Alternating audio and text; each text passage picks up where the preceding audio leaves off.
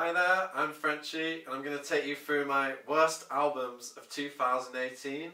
I actually think it's been a really strong year for new music. I've listened to hundreds of albums, whether I've chosen to listen to them or I've been commissioned to review them. But I think this year, the watermark has been very, very high. I'm sure it's to do with vinyl coming back in. Bands are writing albums again. But there were still some albums that really brought my piss to a boil. So I'm going to share them with you in this video. Just as a disclaimer, I don't purposely go out of my way to listen to bad music. If an album's been universally panned, I'm not going to go out and listen to it. If Nickelback bring out a new album, I'm not going to listen to it because I already know I don't like them, you know. So these are all albums I've either stumbled across, been commissioned to review, or been subjected to against my will. Yeah, if you like what you see here, I might do more stuff like this. You can also follow my writings at Zero Tolerance magazine and Astral Noise magazine as well. I'll put some links in the description. Please like and subscribe, and yeah, maybe I'll be subjected to do more of this for your torturous entertainment. Let's get ready to ramble. This Licky Lee album, it's not good. Her previous albums explored electronic, singer-songwriter, folky pop, and, you know, she had a distinct sound and voice. For this album, she's gone and made a trap album, and it's just, it feels like she's listened to Taylor Swift's 1989 and just said, I want to do something that sounds like that, and just fallen flat on her face, this doesn't work on any level, and it doesn't sound anything like her previous records. It's an experiment that's just really disingenuous, and I just don't know why Licky Lee has gone for this sound. It's not playing to any of her strengths at all. So, I'm quite a big fan of Mark Pritchard. He's been on the Warp Records roster for some time, doing different stuff, bouncing funky hip-hop under the name Harmonic 313. He's behind the ambient group Global Communication. Even his last solo album, Beneath the Sun, I thought was great. It was a really subtle, atmospheric, droney, ambient kind of album. This album, The Four Worlds, is kind of like a follow-on from that sound, but God, it sounds like the very first demos he wrote for that album. It's so undercooked, everything he's made here sounds like presets on Ableton, he just went with the first sound, that he selected and then just made songs out of it. It just doesn't have any of the nuances, the meticulous production and sound manipulation that makes him so great. It's just really flat, unmemorable songs. Honestly, if I'd handed this to Warp Records, I would have been dude, this needs more work, we can't release this. Honestly, this is one of the worst, maybe the worst Warp Records release I've ever heard. I'm a big fan of the label, I just don't know what Mark Pritchard was thinking with this one. It's just generic, lazy, nothing memorable about it, no atmosphere, it's just,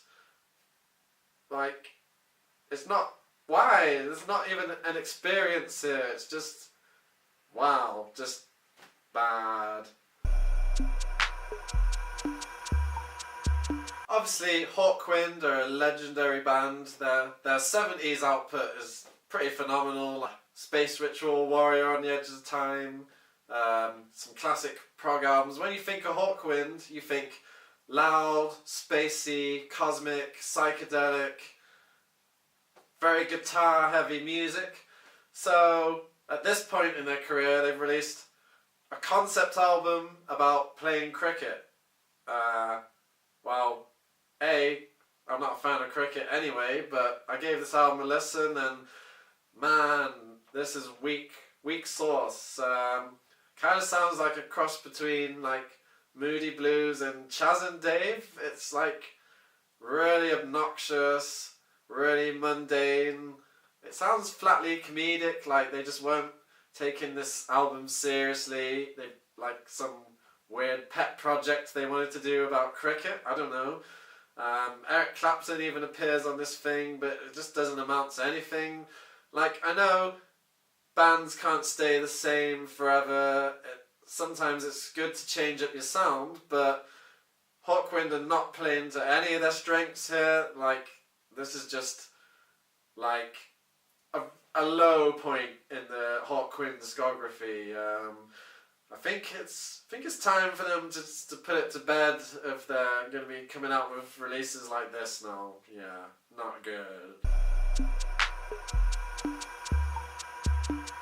So this Skinned album, like, wow. I got commissioned to review this for Zero Tolerance magazine, and like, I was going through a pretty bad patch in my life at the time, like depression and shit, and yeah, like, I listened to this album and it just made me smile and I laughed my ass off because it's so ridiculous. So, I mean, not going to be too harsh on the band, at least something positive came out of me listening to this album, but man, this is awful. Like, it's the most ridiculously over-the-top death metal album I've probably ever heard.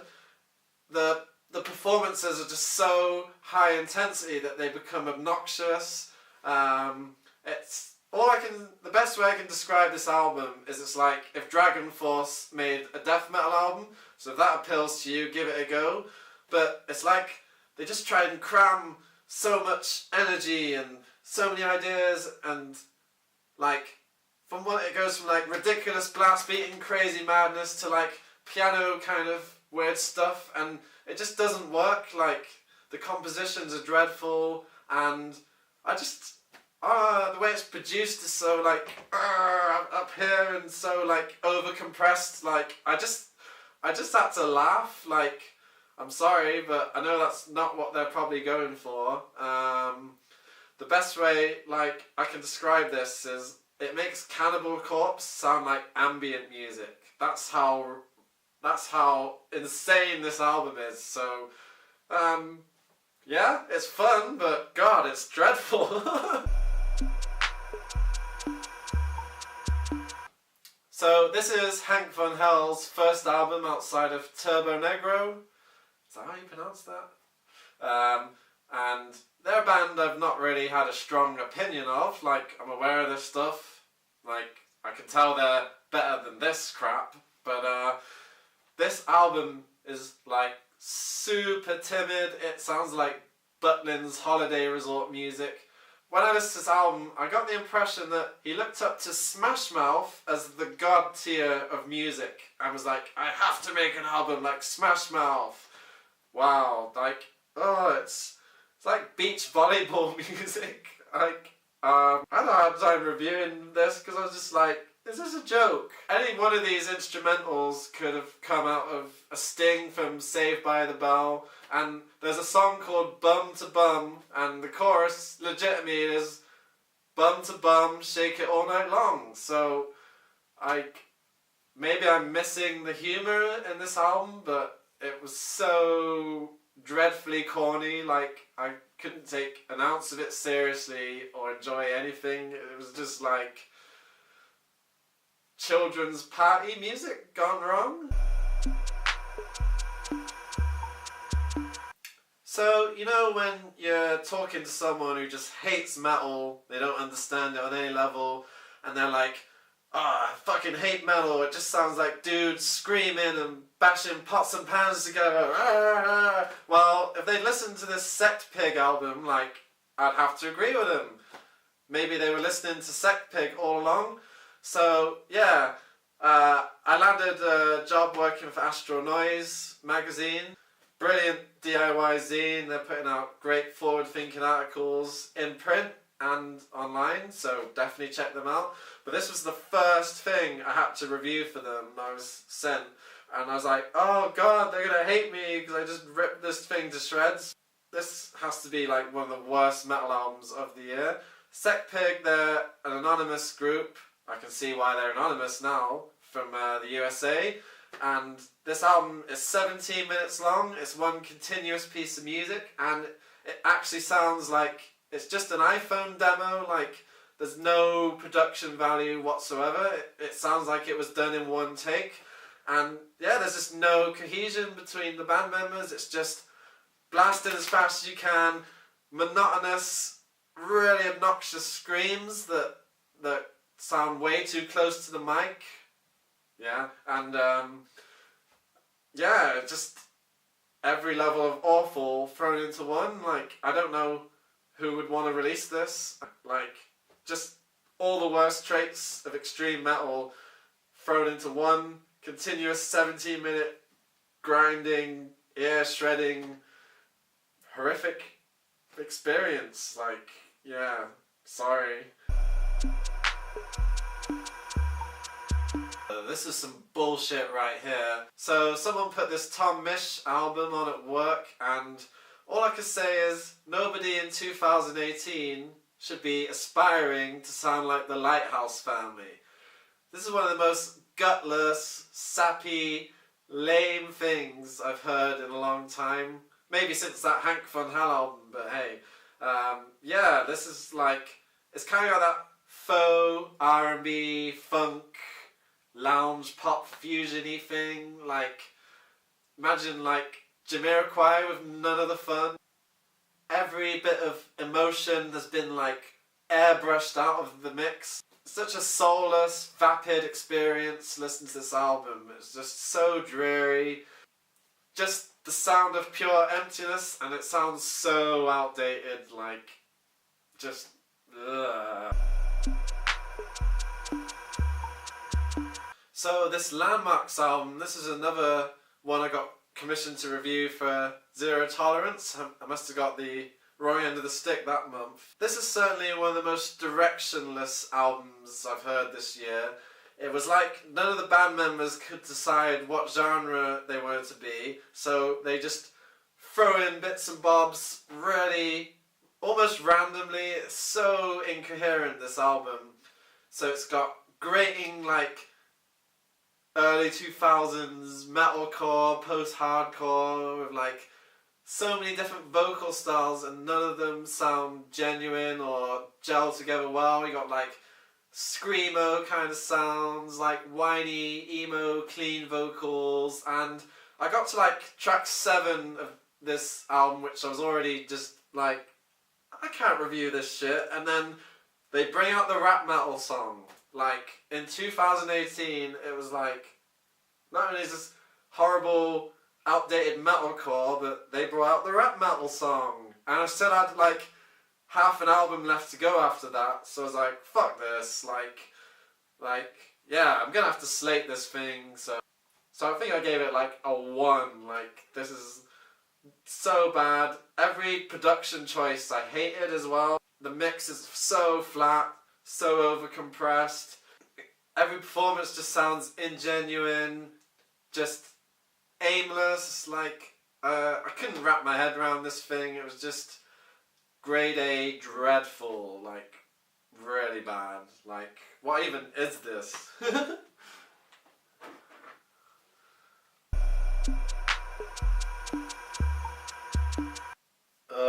Some terrible human made me listen to this at work all the way through. I mean, I don't like Rod Stewart to begin with. Like, obviously he has some well-regarded works under his belt, but I've never been a fan of that annoying, croony, soul-y voice he has, but that's just me. But even by Rod Stewart standards, this is abysmal. Sounds like some hack producers just made a bunch of throwaway kind of R&B pop songs and stuck some Rod Stewart samples over the top. Like, I was listening to this album, I was like, this doesn't even seem real. Like, it's like they did this in a day or something as an afterthought. Like, and yeah, let's just piss it out and people will buy it because it's Rod Stewart. What? Could have at least got a producer like Max Martins, who did Taylor Swift and Katy Perry, if you wanted to go for that sound. Sounds like they got like the SoundCloud low budget Max Martins to do this thing. Oh, this is just like, yeah, the worst shit.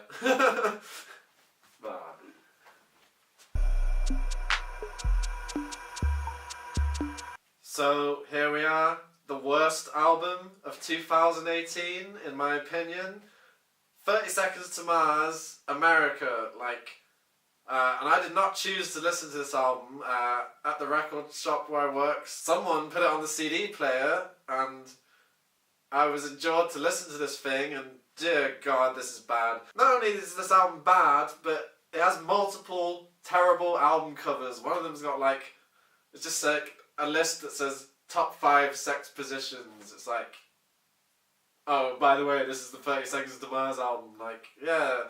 So not only is it look terrible when I pick up the CD, but this is the worst album. I've never been a fan of 30 Seconds to Mars to begin with, but after hearing this album, I would gladly make any of their previous songs my ringtone.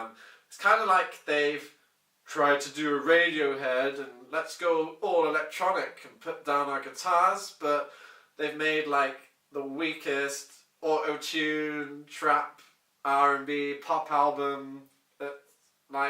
Even Fall Out Boy's Mania looks good in comparison to this thing. Damn. Yeah, Jared Leto, he really needs to stick to acting. I know 30 Seconds to Mars have a fairly good following, but even their fans, I can't see them in a second of this. It's embarrassing. I could not have genuinely put this record out. It's that bad. I would not want anything to do with this, even if I was the artist. What were they thinking? So whoever subjected me to this album, thanks, because it's winded up as the worst thing I've heard in 2018. So yeah, thanks for checking out my list. I'm not great at doing this, but I thought I'd give it a try. People wanted to see me do more stuff like this, so if you do like it, I could try doing more and maybe I'll get better at it. But yeah, we'll see how it goes. Tell us what your worst albums of the year were. Tell me in the comments. Maybe there's something even more vile that I've missed. Well, that's probably a good thing because I like to listen to good music. So but yeah, I'd like to hear what your worst albums were, so let us know.